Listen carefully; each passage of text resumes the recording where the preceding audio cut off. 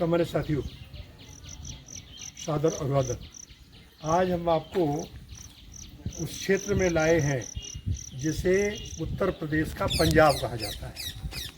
यहाँ 5 नदियों का संगम होता है और ये दुनिया का अजूबा स्थान है जहाँ 5 नदियाँ एक जगह मिल रही हैं। इसको पचनद कहते हैं। इसका पौराणिक महत्व है कि यहाँ इसका विष्णु पुराण और देवी भागवत के पंचम स्कंद में 18 से 22 श्लोक में इसका वर्णन दिया गया है। इसके महत्व को बहुत ही प्रतिपादित किया गया है हमारे धर्म ग्रंथों में। इसके बाद पर्यटन के बिंदु से, और मैंने जो कहा कि ये वो क्षेत्र है जहाँ की 5 नदियाँ आके मिलती हैं, उसमें है यमुना, चंबल, क्वारी, सिंध, पहुज। ये 5 नदियाँ यहाँ मिलती हैं। और ये यहाँ पर मैं आपको ये बताना चाहूँगा कि इसके विकास के लिए कुचाबा से प्रकाशित होने वाला देश धर्म, जो आज़ादी का एक तरह का अग्रदूत कहा जाता था, उसके संचालक, प्रबुद्ध पत्रकार और स्वतंत्र पत्रकार के रूप में उत्तर प्रदेश सरकार की मान्यता प्राप्त डॉक्टर जयचंद भदौरिया, जो एक पत्रकार संघ के अध्यक्ष भी हैं, उन्होंने मुख्यमंत्री जी से, योगी आदित्यनाथ जी से आग्रह किया कि इस क्षेत्र को विकसित किया जाए। उनके प्रयासों से इस पर केंद्रीय जल आयोग ने सर्वेक्षण का कार्य शुरू कर दिया है। वी.के. राम, पूर्व मुख्य अभियंता, ने बताया कि सर्वेक्षण कार्य चल रहा है। करोड़ों की यहाँ जो है डैम बनने की जो है कार्रवाई हो रही है। इसके साथ में डॉल्फिन मछली जो है, जिसे गंगा की गाय कहते हैं, यमुना की गाय कहते हैं, उसके विकास के लिए भी एक योजना यहाँ संचालित की जा रही है। और यहाँ हम ये आगे बताएंगे कि गोस्वामी तुलसीदास जी भी 1603 में यहाँ आए थे और उसका भी एक बहुत बड़ा पौराणिक महत्व है। यहाँ के प्रसिद्ध संत मुचकुंद जी की कीर्त सुनकर आए, और जब ये यमुना नदी बाढ़ में थी, बीच में आकर उन्होंने कहा कोई पानी पिलाए, तो ये मुचकुंद जी खिलाऊं पहनकर और कमंडल लेकर बीच धार में जल पिलाया था।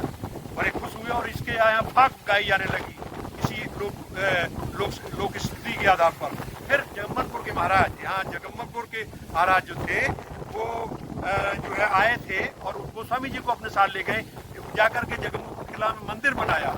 ये जगम्मनपुर जो है, आला में जागन का नाम है, जगनक उनका किला है, सेंगरों की स्टेट रही है। तो रूप शाह जो थे वो आकर के इनको ले गए, वहाँ गोस्वामी जी गए और गोस्वामी जी ने वहाँ अपनी साधना की, अपना एक शंख और खड़ाऊं उसके लिए में रखी हुई है, जो हम आपको अभी बताएंगे उसके बारे में। अभी हम एक यहाँ, अब जो ये मंदिर है, यहाँ कालेश्वर है, यानी भगवान शंकर का ही माना हुआ कि तीर्थ माना जाता है। इसका भी वर्णन आया शिव पुराण वगैरह में, उसको हम दिखाने जा रहे हैं। अब मैं आपको उस प्राचीन सुप्रसिद्ध कालेश्वर मंदिर की ओर ले जा रहा हूँ, जिसका अपना स्वर्णिम पौराणिक इतिहास है, जिसकी जानकारी के लिए मैंने इस क्षेत्र के सुप्रसिद्ध खोजी पत्रकार श्री विजय द्विवेदी जी से दूरभाष पर वार्ता की। यहाँ मैं यह भी बताना चाहूँगा कि श्री द्विवेदी जी ने पचनद तीर्थ पर बहुत ही सराहनीय शोध कार्य किया है। आपने बताया कि पचनद तीर्थ का संदर्भ विष्णु पुराण, श्रीदेवी भागवत महापुराण आदि धार्मिक ग्रंथों में वर्णित है। यहाँ के शिव मंदिर कालेश्वर का उल्लेख शिव पुराण में भी है। भगवान शंकर के 108 दिव्य जो विग्रह हैं, उनमें इसको गिरीश्वर महादेव पचनद के रूप में उल्लेखित किया गया है।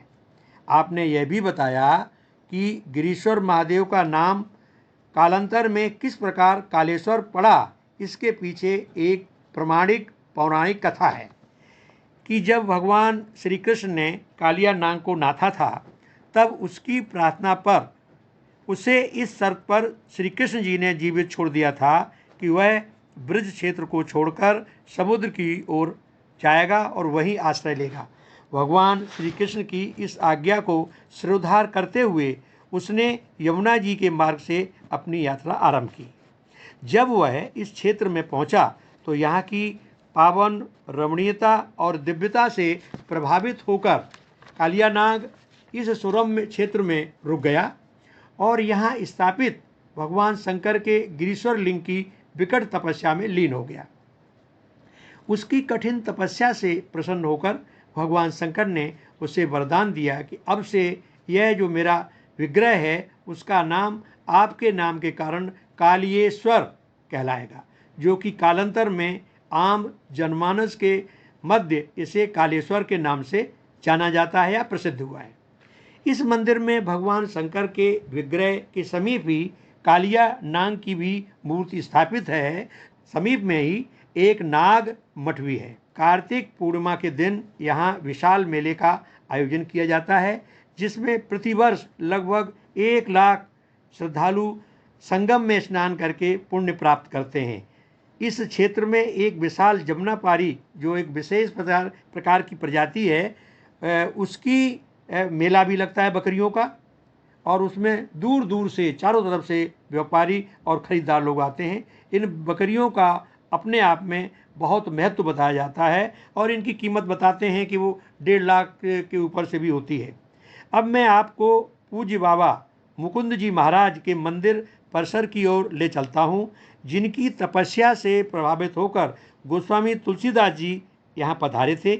इसी संदर्भ में यहाँ जनमानस में एक प्रचलित फाग भी गाई जाती है जो उसे मुकुंद महाराज की महिमा का बखान करते हैं। इसे जैनाथ और कई लोग गा रहे हैं, वो आपके सामने हम प्रस्तुत करते हैं। यह वह स्थान है जहाँ महर्षि मुकुंद और मुकुंद जी कहते हैं, वो तपस्या करते थे।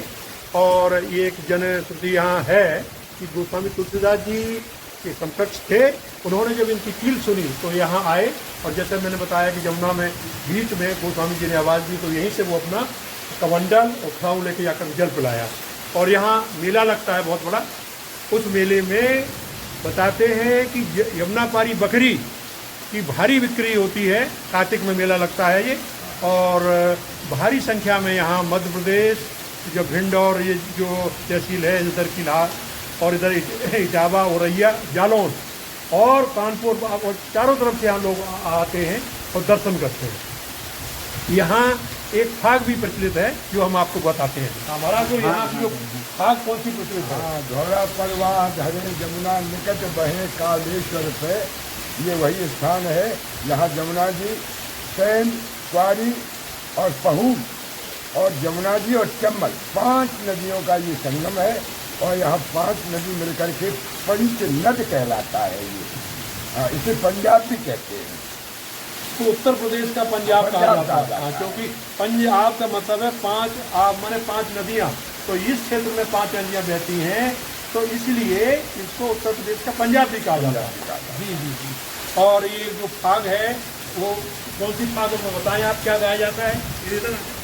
यमुना निकट बहे हो कालेश्वर पे, यमुना निकट बहे हो कालेश्वर पे, हाथ लगुटिया चरण खड़ा हूँ मंजू मन उठ दाई, मैं कदलम जामा जधार में, मैं तो जल अचबा में हो कालेश्वर पे, नदिया निकट बहे हो कालेश्वर पे। ये फाग यहाँ प्रचलित है इस क्षेत्र में। होली इतिहास के वक्त पर ये फाग गाई जाती है कि गोस्वामी जी आए थे और इस तरह से जो थे मुकुंद मुनि है उनको आवाज़ दी तो ये जाके पहुँचे। इस तरह की यहाँ का इस तरह जनश्रुति प्रचलित है। हाँ, तुलसीदास जमुना की धार में रहते हुए आए तो उन्होंने आवाज़ लगाई कि यहाँ कोई है जो हमको जल पिवाए। तो उन्होंने जवाब दिया कि न कदलम जा माजदार में, मैं तो जल अचबा में हो कालेश्वर पे, अरे हाथ लगुटिया चरण खड़ा हूँ मंजू मन उठ धाए हो कालेश्वर पे। इसके बाद मैं अब आपको जगम्मनपुर के सुप्रसिद्ध ऐतिहासिक किले की ओर ले चलता हूँ, जहाँ महाराजा जगम्मनपुर के आमंत्रण पर विश्व कवि भक्त शिरोमणि कविकुल गोस्वामी तुलसीदास जी ने आकर के वहाँ निवास किया था और एक सुंदर मंदिर में कुछ मूर्तियों की स्थापना भी की थी। उनके द्वारा प्रदत्त कुछ स्मृति चिन्ह, जिनमें एक मुखी रुद्राक्ष, शंख, खड़ाऊं आदि शामिल हैं। इस क्रम में मैंने वर्तमान राजा श्री सुकृत शाह जी से भी भेंट की। उन्होंने जो जानकारी दी वो इस प्रकार है। राजा साहब, बहुत बहुत धन्यवाद आपका। अच्छा, और मुझे बड़ी खुशी हुई कि आपने आज जो है पुरातन ये जो मैं कहूँ विरासत की चीज, यहाँ गोस्वामी तुलसीदास जी भी आए थे हैं 1603 में, तो आप महल के मतलब राजा उत्तराधिकारी हैं, तो आप बताएं यहाँ क्या क्या था ऐसा।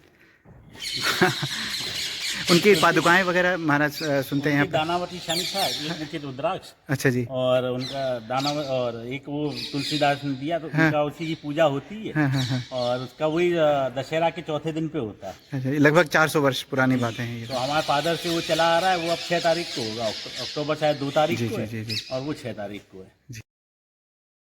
ये अचनद आपको दिखाया, इधर से 3 नदियाँ आ रही हैं, 2 इधर से आ रही हैं। आपको हम जगम्मनपुर जगह ले गए, जो राजभवन है। ये मैंने पहले भी बताया था कि जो जागन थे आलखंड में, जिनका जिक्र है, वो सेंगर राजपूत थे, उन्हीं के नाम से जगम्मनपुर स्टेट पड़ा है। और हम अभी जो गए हैं, सबको दिखाया कि गोस्वामी तुलसीदास जी ने आकर के महाराजा जगम्मनपुर जी के यहाँ ये मंदिर का जो वो किया था, जिसकी स्थापना की थी, वो मंदिर भी दिखाया। हम ये बताना चाहेंगे कि यहाँ की जो राजमाता थी राजमाता वैष्णवी जी शाह, वो मुख्य रूप से उनका जो पैतृक स्थान था भिंड जिले का गांव भोनपुरा था। वो वहाँ के सुप्रसिद्ध जागीरदार जानकारी परिवार जो कहते हैं हवेली वाले श्री महाराज सिंह जी की सुपुत्री थी। और कहा ऐसा जाता है, जैसे भदावर राज का इतिहास में दिया गया है, कि महाराजा एक बार शिकार खेलने गए और उनको देखा और उन्होंने जाकर अपनी माँ से कहा, फिर महाराजा ये जगम्मनपुर प्रस्ताव लेके आए थे, तो भोनपुरा में आकर हुआ। और उन्होंने यहाँ चूँकि जल का अभाव था तो ये कुआं बनवाया है, जिसे बुआ जू के कुआं के नाम से जाना जाता है। और इसमें हनुमान जी निकले थे जो वहाँ स्थापित किए, वो हम आपको भी दिखाएंगे। इसके बाद एक चीज़ और है, बुआ जू ने यानी ये राजमाता जी ने अपने जो भतीजे, उनकी शादी कराई थी जाकर के पनियार ग्वालियर के पास, और वहाँ से हनुमान जी और ये आया था नाल।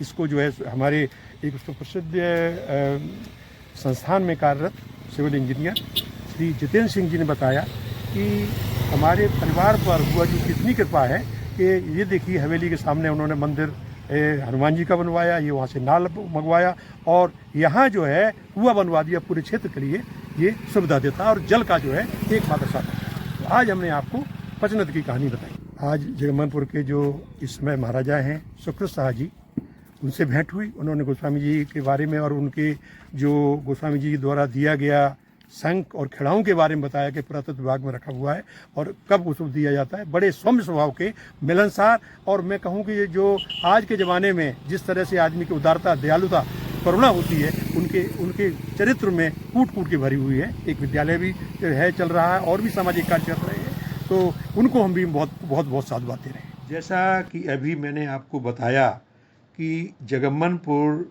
जो स्टेट थी, इसकी महारानी भिंड जिले के भोनपुरा के जागीरदार नानकारी की सुपुत्री थी।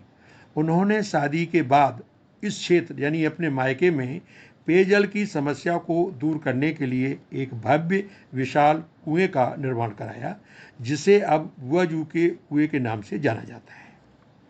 इसी कुएं की खुदाई के समय हनुमान जी की एक प्राचीन मूर्ति प्रकट हुई थी, जिसे उन्होंने अपनी हवेली के पास यानी वहीं भोनपुरा में एक मंदिर में स्थापित करा दी थी। इस बारे में वहाँ के राजेंद्र दास जी उर्फ राजो बाबा जो जानकारी दे रहे हैं वो इस प्रकार। हनुमान जी की जो मूर्ति है हमारे, ये जो कुआं जो खुदा है बेटी जू का, बुआ जू का कुआं, उसमें से ये मूर्ति निकली थी और आकर के उसको यहाँ स्थापित किया गया है। ये उसी कुआं से निकली हुई मूर्ति है बुआ जू की। हमारे साथियों, सादर अभिवादन।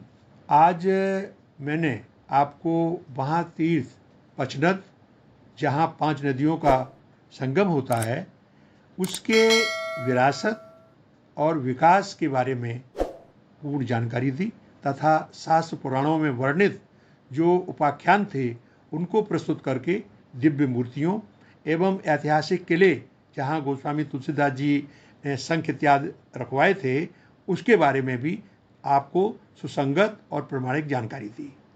आशा है आपको पसंद आई होगी।